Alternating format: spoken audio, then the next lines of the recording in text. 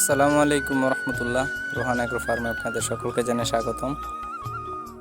তো আমার সামনে যে লাউগুলো দেখতে পাচ্ছেন, এটার কোন জাতের লাউ এই মুহূর্তে আমি ভুলে গেছি।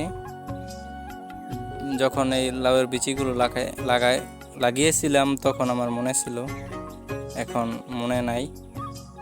সম্ভবত এই লাউটার জাত সম্ভবত মনে হয় দোতারা। তো এই আশেপাশে মাচার মধ্যে অনেকগুলো লাউ গাছ লাগিয়েছি। তো সব গাছ বৃষ্টির কারণে মারা গেছে। দুইটা গাছ টিকছে, এর মধ্যে একটা গাছে এদিকে 4টা লাউ,